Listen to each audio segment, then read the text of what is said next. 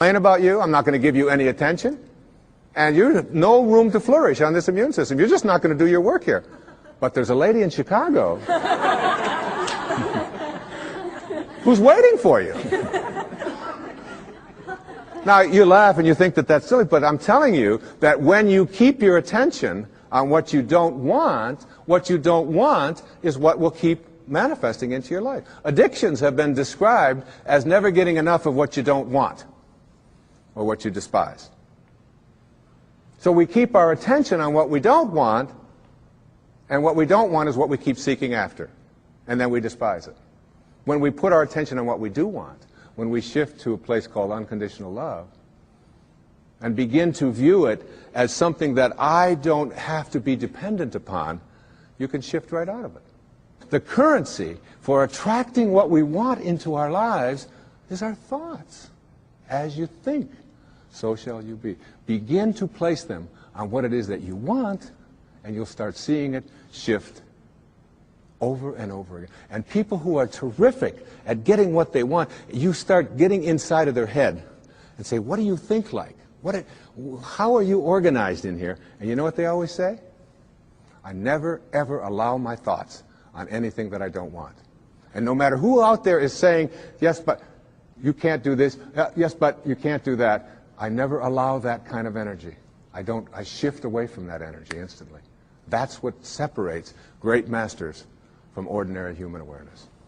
I have been talking during this program about a consciousness, an awareness, a level of functioning or living or thinking which involves something that I call spirituality. It isn't restricted in any religious way. It is a divine intelligence, an organizing intelligence that is everywhere at once. Some people call it God. Some people call it soul. Some call it spirit. Back in the times of slavery, there was a young man. His name was John Newton. He was 23 years old. And he had what is called in Japanese, it's called, excuse my Japanese, but it's called satori. I love to say that. Satori, S-A-T-O-R-I. And it means instant awakening. The idea that you can create something in your life now. In Zen, they have a proverb that says, when the student is ready, the teachers will appear. So it's just being ready. And so you don't have to go through this long, involved process to get to enlightenment where you get it 5 minutes before you die. Instead, you can have it when you are ready. The Native Americans, they have a word called natohi in the Aleut Indians. Natohi. And it means great seeing. Like I don't see, and boom, there it is. I see. And it's like in a dream when you just have this awakening, this light goes off and you just know. It's intuition, if you will. Intuition has been described as, if prayer is you talking to God, then intuition is God talking to you. It's like hearing that voice, and you know it. And John Newton, this 23-year-old sea captain, had a ship full of human cargo that he was bringing from the west coast of Africa to the New World as slaves. And he had this satori, this awakening. And in this moment of awakening, he realized that what he was doing was horrible and defenseless in terms of his own inner sense of morality. And he wrote down on the envelope the words to a song he called it Grace. I once was lost, and now I'm found. And it was grace that taught my heart to feel. It was grace that brought me home. He shifted away from his material world and his being a warrior to being a spiritual being in an instant, which is available to every single one of us. And he wrote these enduring lines.